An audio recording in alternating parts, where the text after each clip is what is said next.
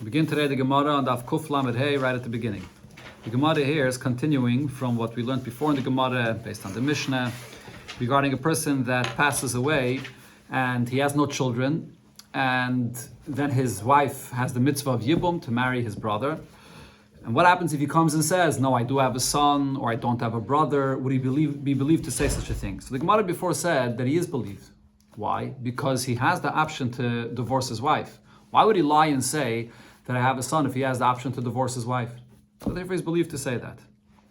Okay, so here the Gemara brings an actual story that happened. A person was passing away, and this is a case where, as Rashbam says, he had brothers, but we had no idea about any children that he had. So this is a person that his wife would have to do Yibum.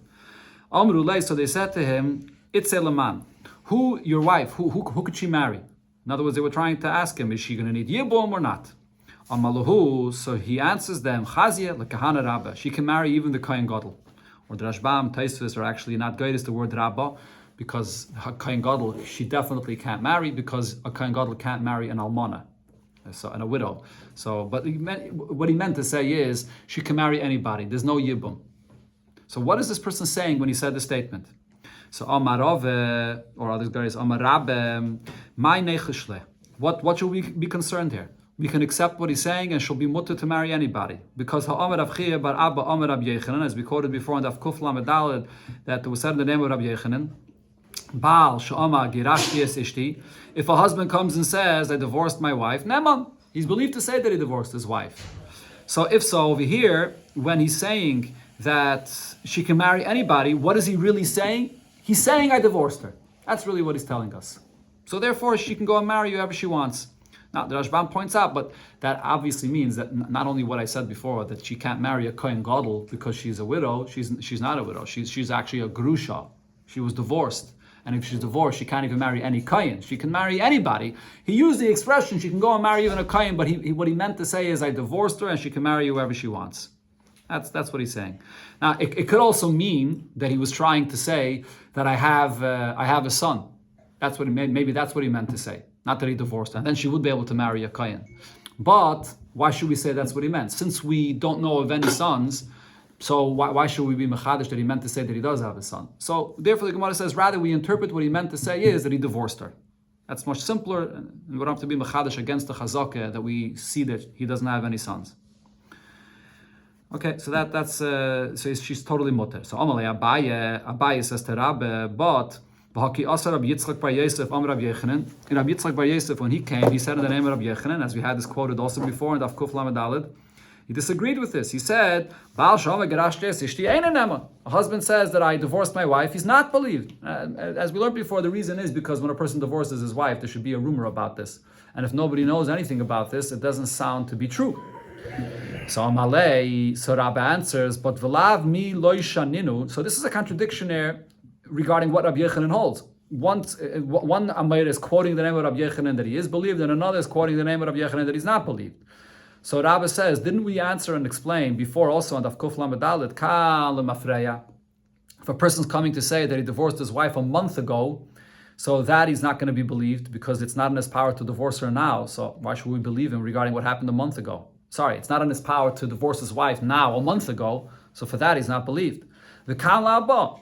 And over here, if he's coming to say that she's divorced now, so it's in his power to divorce her right now. So therefore, for that he is believed. So therefore, over here, regarding this person, should we say that if he's saying now that she can go and get married to whoever she wants, he's believed because what he's saying is, I divorced her now. And he has that power to divorce her now. That's what Rabbi says. Okay, so the Gemara asks him this, Va'ashinuye nekim v'lismoich. There was a contradiction in the opinion of Rabbi Yechanan. And we gave this resolution, this answer, whether it's going to Mafreya or Lahaba. So the Gemara asks, this answer to this contradiction, Rabbi Yechanan's opinion, could we rely on this answer? We can't be sure that this is actually what happened. That Rabbi Yechanan once was speaking about the past and once was speaking about the future. Maybe it's actually a machlokes what Rabbi Yechanan's opinion is. Maybe this answer is not even true. So Amalei Rav Nassim bar Ami, said to Rav Nassim bar Ami about this discussion, Chushla. You're going to have to be concerned about this. That we have here two Amiroim that are saying opposite things in the name of Rabbi Yechanan. Maybe Rabbi Yechanan holds that a person is not believed to say. that he divorced his wife. And therefore, over here, when he says she can get married to anybody, we cannot rely on this. Another story says the Gemara, the Lesle Achi. There was an individual, he was passing away, and as far as we knew, it was a chazakeh that he has no brothers. Okay, so if there's no brothers, so then there's no mitzvah of yibum. Even if he dies without children, there's nobody to be miyabim, so there's no mitzvah of yibum. Now, before he dies, he himself is also saying the Lesle Achi, that he has no brothers. So what's the halach in this case? Could the wife go get married to whoever she wants? Rav Yosef says, Rav Yosef, yeah, why not? My leicheshlo. What is there to be concerned about for her? Chada, number one, the muchzaklan de leslaachen. This was the chazaka. We didn't know of any brothers. And va'oid, besides that, ha'ama b'shas mista de lesle. He also said himself that he has no brothers. So there's nothing to be concerned about. Amalei Abaye. So Abaye says, no, there's still a shaila in this case because there's another detail to the story here. Ha'amri, but people say the Ike Edim b'Medina Sayam, that there are witnesses somewhere overseas, the Yadi, the Islay Achi, and they know that this person has a brother somewhere in the world. So we don't have Edim here that are saying this, but people are saying that there are Edim somewhere else that know that he has a brother. So maybe we should be concerned about that. So Rav Yosef says, no, but it doesn't matter. Hashtem miyes lesna kaman.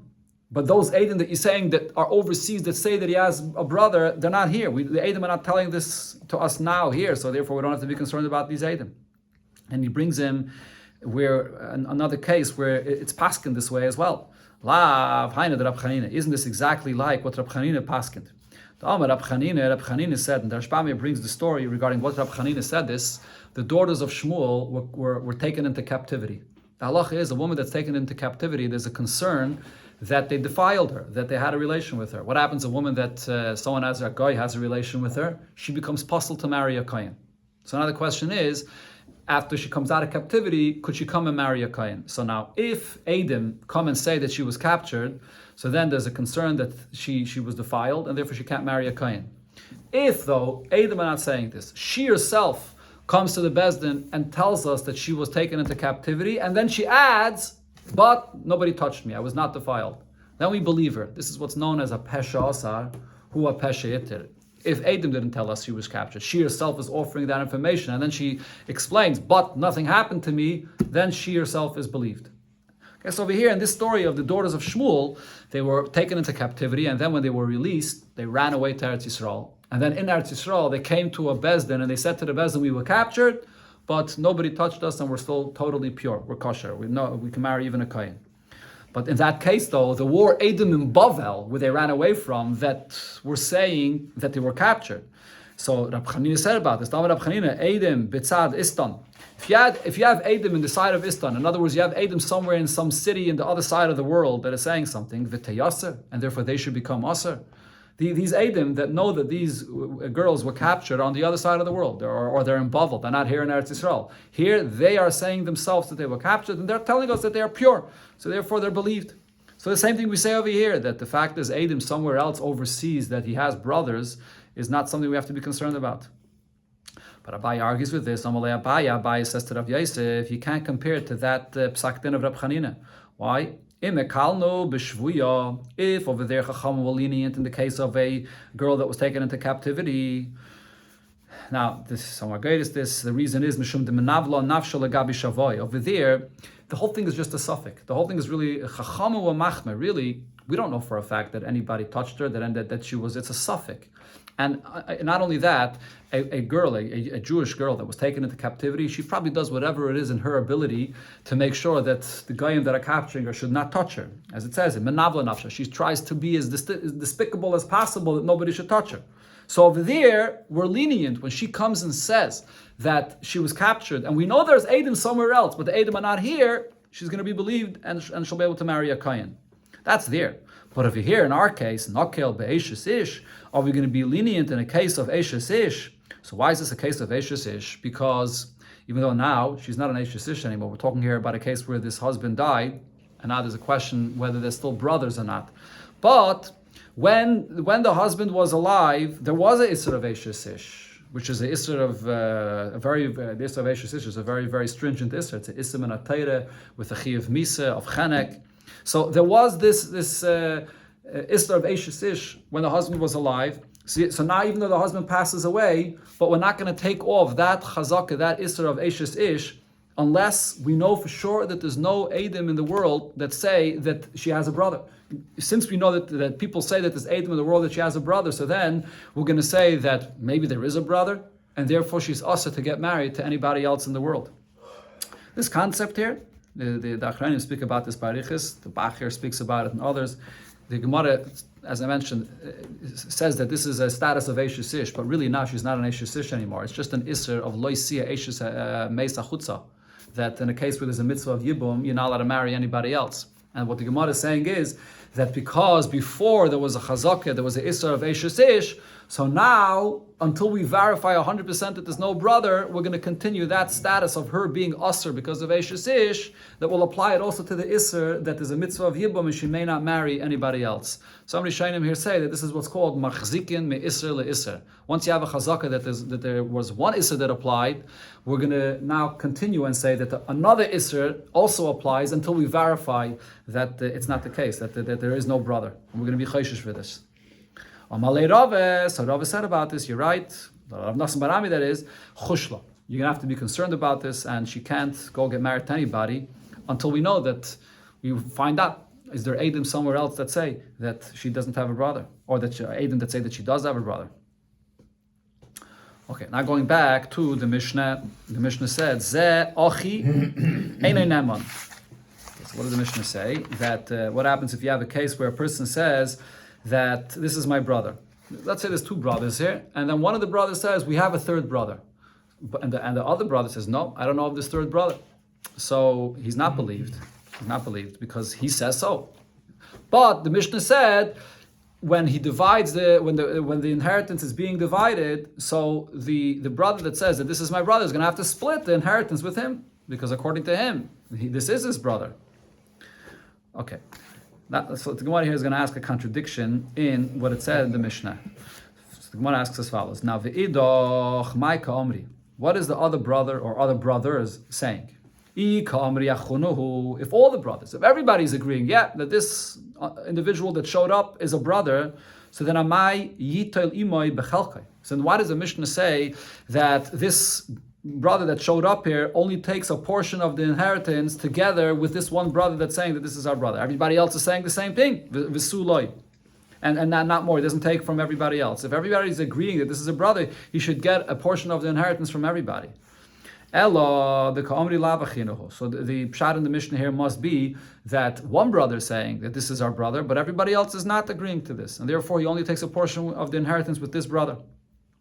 But if that's the case, aim is safer. What does it say in the Sefer of the Mishnah? So the Mishnah goes on to say, what happens if this brother that took a portion of the inheritance together with one of the brothers, now that brother dies? Who gets now that portion of the inheritance that he got? The one who recognized him. Only the one that split with him. But the other brothers that never split with him, they don't get anything. But then the Mishnah goes on to say there was something else. Aim is safe. What does the Mishnah say afterwards? This Suffolk brother, if he got some inheritance some other way, not from what he split with this one brother here, his mother's father got inheritance some other way, and then he dies, who inherits the brother now? All brothers can take a portion of the inheritance with him. So the question is, why? Why do all brothers get an inheritance with him? Didn't we just say that the other brothers are saying this is not even our brother? If they're saying we know for a fact this is not our brother, why, if he dies, should they get any inheritance from him? Should they have to split with? Should they get a portion of the inheritance with the other brother? The brother that says this is my brother, he should get the inheritance from the brother, but the other one should get nothing. Okay, so therefore the Gemara explains the case of our Mishnah is different. We must say the case of our Mishnah is as follows. There's one brother that's saying, I know for a fact that this is my brother. But then, what are the other brothers saying? The Ka'amri, they say, Ein ani yodim. We don't know. We're not sure. We don't know if to trust you or not. They're saying Shema, we're not sure about this. So therefore, in such a case, when they say we don't know, so they're not going to be obligated to give a portion of their inheritance to this brother. Because if you claim that you're a brother, prove it. If you can't prove it, We're not going to give you anything. But on the other hand, when he dies and he has an inheritance that he got from somewhere, they are going to yashin him because they're going to say, look, one brother says that he is our brother. So if he says that he is our brother, why should he take the inheritance alone? He says b'feidish that he's our brother. We don't know, but he says that he's our brother. So when he dies, we do get a participation, a portion of that inheritance when he dies. That's the case of a Mishnah, that they're saying they don't know. So what's the paskin? One second. But the question's a good question, but from the other side, when it comes to take money, yeah, I'll take money. When I have to give money, I'm not going to give money. Yeah, no, that's how it works. That's how it works. The Gemara is going to address this now because the halacha is you want to take money out of me? Bring a proof of that. Yeah. That's it. But on the other hand, though, when it comes to them taking money, there is a brother that's standing here that's saying that this is their brother. Yeah. So therefore, they turn to this brother and say, "You're going to get the inheritance of when he dies alone." You're saying that you're only inheriting because he's a brother. So if he's a brother, we're also going to take. Yeah. They said first that he was not a brother. But they didn't say not. They said we don't know. We don't know. They said they don't know. We had similar before. One of the brothers made it a vadai. Yeah, one brother is making it a valid. So therefore, when it comes to take, they can take. Yeah, but we had similar before where they said, when it's this way. Okay, so it's like, okay. See, let's see what the Gemara says now. This Svaras. Now, Omar Rav, or others are great. Omar Rabbe, Zayisay Meres. What can we learn out from this Mishnah? The way we're understanding the Mishnah. Mana libi yotcha. What happens in a case where a person says, "You owe me $100"? And how does this person respond? Any ideya? I'm not sure. This is the case that's known always in Shas Bari v'Shema. One person says, "I know for a fact you owe me $100." Another one says, "I'm not sure." So what's the halacha? Pater.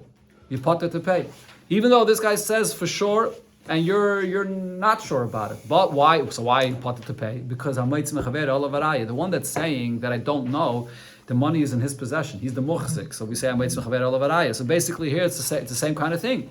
Over here you have one brother that's saying, buddy, I know for a fact that this is our brother, so you should be paying him part of the Yerusha. And what did the other brothers say? We don't know.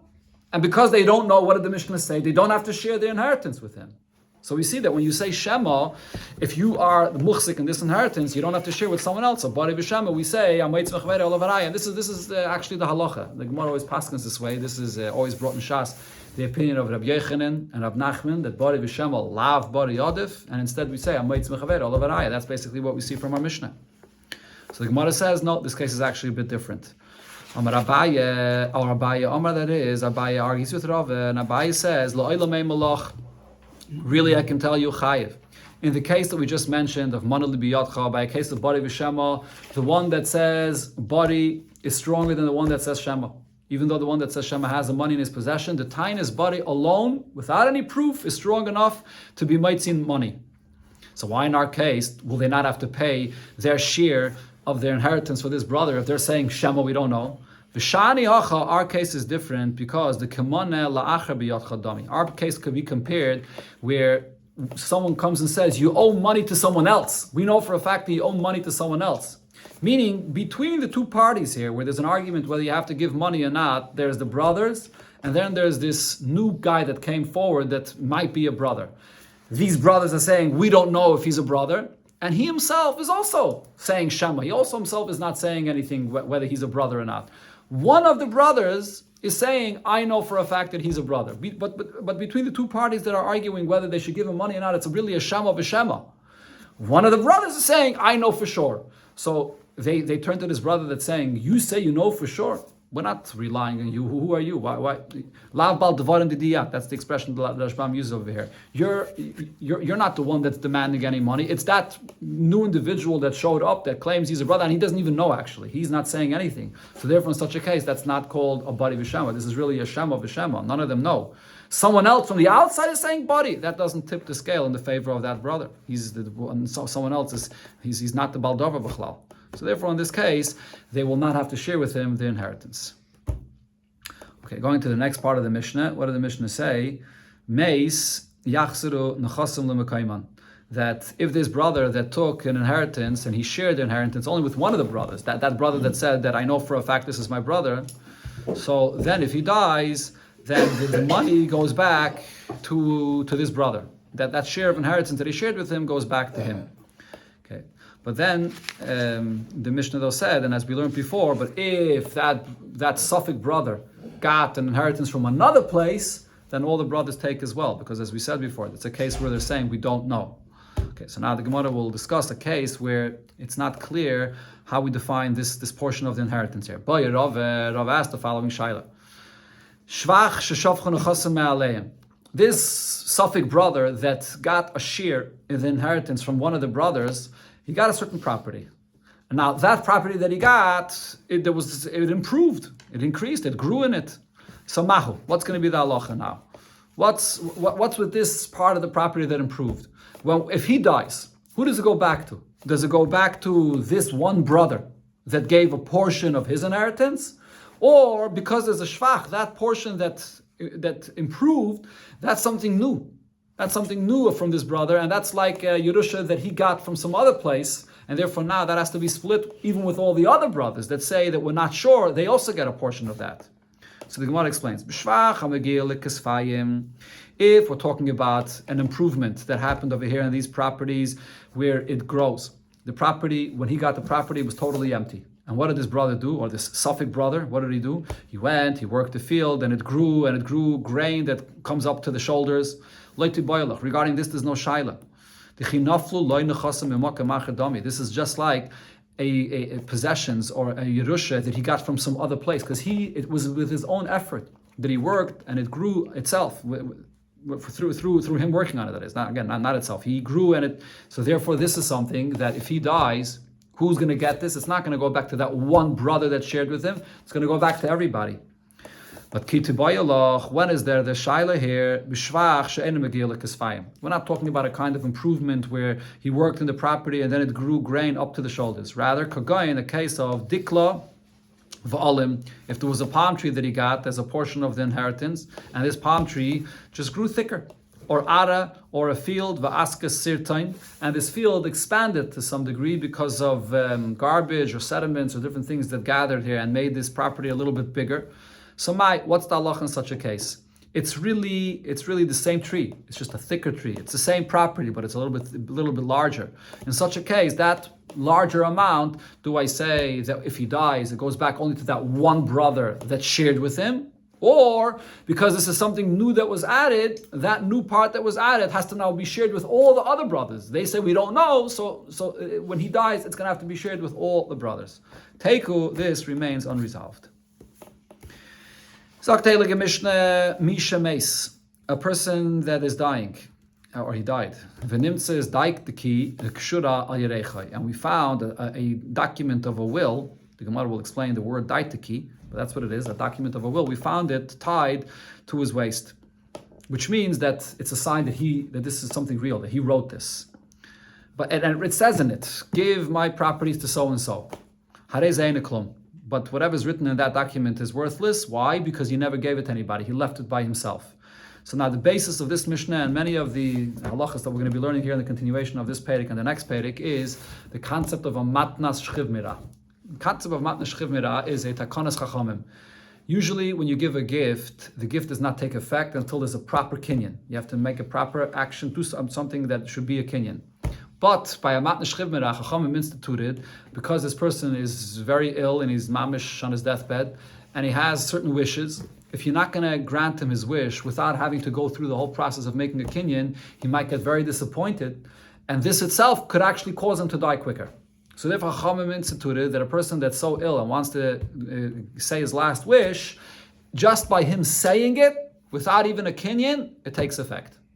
So there over here as well, if this shtar, if he wrote this shtar, if he would give it to someone, even without a kinyan, it would take effect. But the point is here though, since we find it by him, meaning he never actually ended up giving it to anybody, so then it's worthless, because even though he wrote it, but he never gave it to anybody, so maybe he decided that he doesn't want to give it to anyone.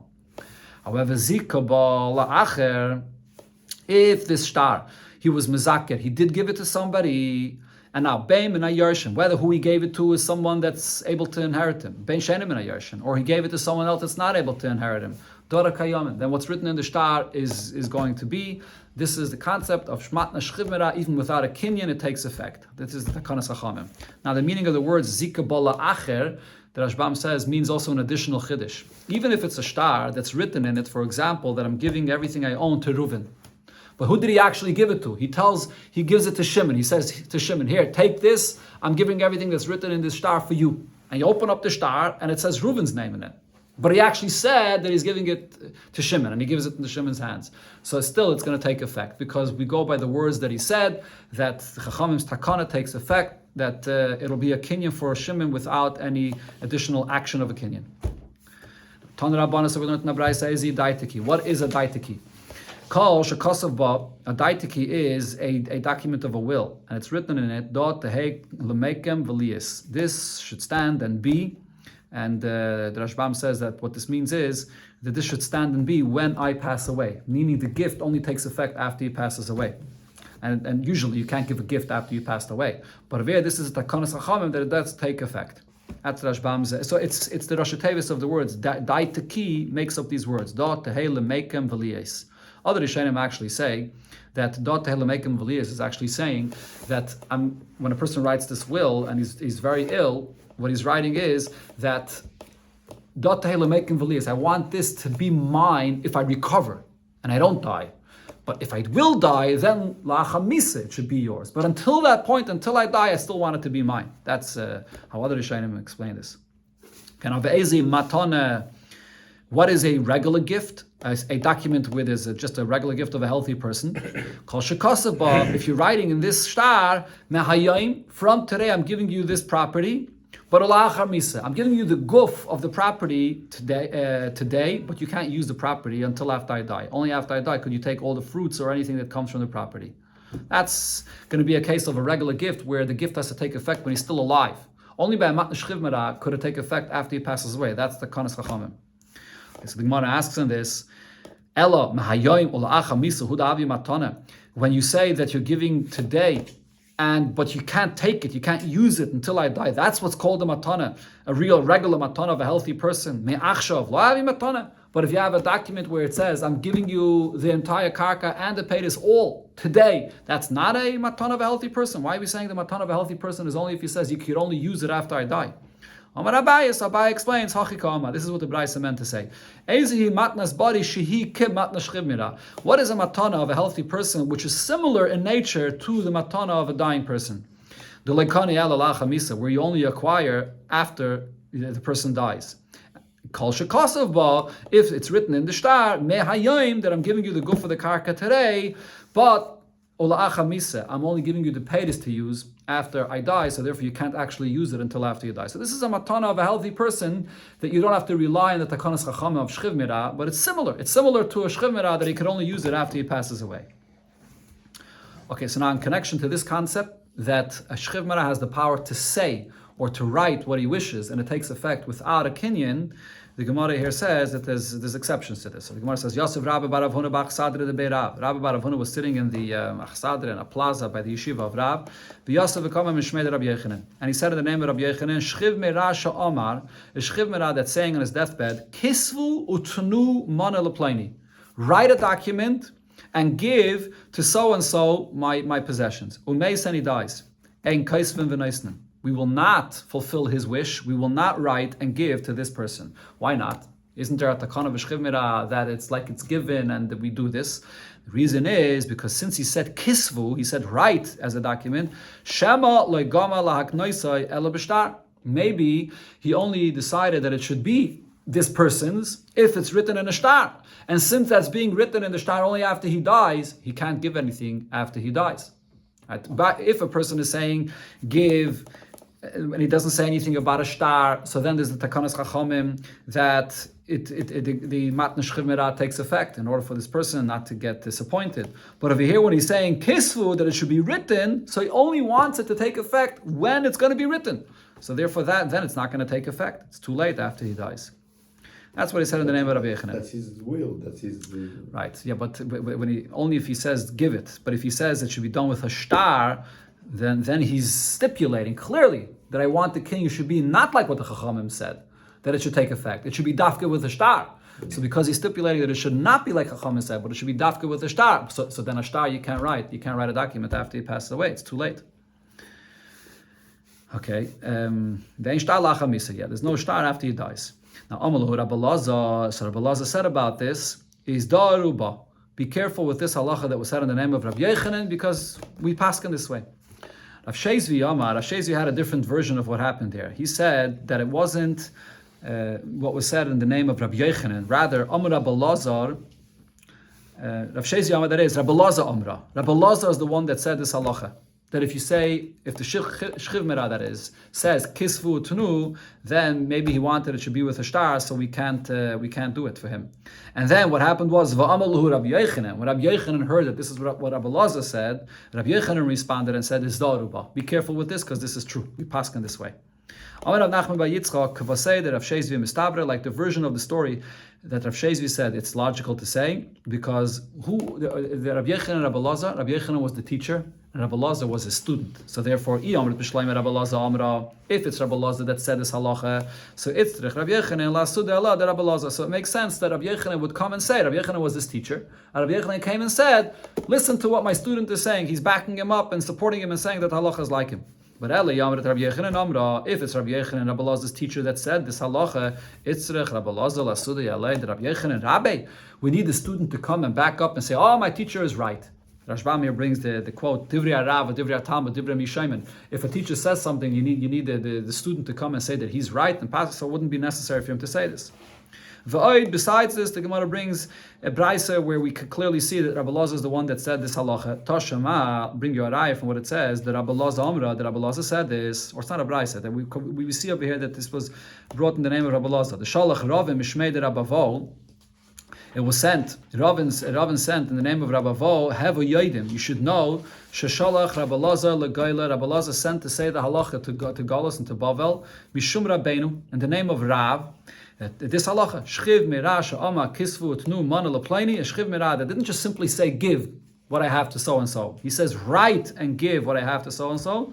Umeis, and then he dies. Ein kaisvim v'naisnan. So we don't fulfill what he said because Shema legamalak noisel b'shtar. Maybe he doesn't want it to work like the Chachamim said, but he wants it to work dafka with a star. Then shtar lachamisa, and there's no star. Can't write a star once the person died. And then, what did Rabbi Yechanan say on this? Rabbi Yechanan Omar Tibodek. Rabbi Yechanan said that the halacha of Rabbi Lazar is right, but nevertheless, this matter has to be checked out. Now, so here we see this concept that Rabbi Yechanan, like this version that is, Rabbi Yechanan was the one that was supporting what Rabbi Lazar said, not the other way around. But here the Gemara now, though, will explain, even though Rabbi Yechanan agreed to Rabbi Lazar in principle, but Rabbi Yechanan said, still the matter has to be checked out. What does this mean? What exactly has to be checked out? So the Gemara explains this based on what Rav Dimi said. Kiyasa Rav Dimi Amar, Rav Dimi came and he said two halachas. One halacha he said was, Daitiki mivatelas daitiki. If you have one document that a Shchiv Mira wrote, and he said he's giving it to, let's say, Reuven, and then we see that there's a second document that he wrote that he's saying that he's giving it to Shimon, so the second document nullifies the first. That's one halacha that he said. Okay, this is halacha we're going to learn about later in the Masechta. We'll see there the pshat on this in more detail. But then the second halacha that he said that's relevant to what we're speaking about here, Shchiv Mera she'ama kisvu tnu mana leplaini. If a dying person says not only give, but he adds write and give this money, the money that I have to so and so, umeis, and he dies. So this matter is not so simple. And here we see the pshat of what Rabbi Yechanan says that we have to check out the matter. Rayim, we have to see. If we can understand that he really meant just give it to him, not that it should be only based on a star, that it should only be given to him because of the kinyan of the star. No, he meant to say give it to him. Why did he say write it? He just wanted to empower the recipient that he should have a proper proof that it's his. So then kaisvin, then we can write and give it to him, because really the writing, we know the person did not want that it should only be his because a star was written. He wanted it to be his like the takan of the chachamim because of a shchiv mira. Either way, he's just saying write it so that he should have proof. So then we can write, then we can give it to him, and we can write it. But vim lav, if not, if we see that he's saying write it because he wants it to take effect only when you write it, then ain't kaisvin. Then you can't write the star after he dies. And the Gemara is soon going to explain how we determine what this person is thinking. The Gemara asks on this, must have Rabba Bar Mama asked, Bari Shamar, the Brisa says, a healthy person that says, Kisfu tnu mana leplaini, that write and give this mana, which refers really to a property. to give it to so and so, umeis, and then he dies. Ein kaisvin v'naisnin. You can't give it because he says to write in a shtar after he dies. You can't give a gift from anybody after he dies. He's not alive anymore. So now the Braisa here says this is by a body, by a healthy person. Oh, shchiv mira. What I see from here is though that if it's a dying person, then kaisvin v'naisnin. Then you could write and give it to the person, even though this dying person said write it. So this is a question what we quoted before that Allah has said in the name of Rav that when a person says kisvu, then I don't write it after he passes away. So the Gemara answers the same point like we said before. It depends. Who meisav law, who mefarik law. Rabbi Mama will ask this question and he gave the answer. This Braisa is talking about that it's clear to us that this person, when he added write it, he wasn't trying to make a stipulation in the gift. He didn't want to limit it. He just wanted that the recipient should have a better proof. So therefore, you can give it to him. Now the Gemara explains. Let's just finish here the Indian to the Mishnah. What is considered to be a case where it's clear to us that he's just trying to empower the recipient? Kedama Rav Chisda, we can learn this out from what Rav Chisda says later on here we'll learn in Mr. Shem in the Masechta, a similar case where a person has Eidim and he writes in a shtar the kanina minei, and we acquired it from him, Maisif al matan tada, meaning these Eidim are saying, in addition to the matana that he's giving us, we Eidim made a kinyan for this. So here, this expression of Maisif al matan tada, we see that he's just adding the kinyan of the Eidim just to strengthen the proof for the gift. It's not based on that. So that shows that it's just coming to strengthen his proof. Hachanami here as well, in our case, the Omar af ksuvu v'chasumu. If a person says kisvu tnu, so then we know that he only wants the gift to take place if you write. Or the Rashbam actually says, even if you say it the opposite order, tnu v'kisvu, it's also the same thing, that it should only be a gift if you write it. But if he said af, if he adds the word af also, so then what that means is give it to him. Give it to him regardless. When he says af ksuvu, what he means to say is, and then you should also strengthen the recipient's power to have proof that it's his. Then we say that you can give it to him. So again, then you can give it to him. Now itma. So we learned this is the halacha. Rav Yudah Mashmuel halacha kaisvin v'naisvin. In such a case, you can write it and give it to him because he means to give it unconditionally. He just wants to strengthen his proof. V'chein amar Rav Nachman halacha kaisvin v'naisvin. In such a case, we will give it to him.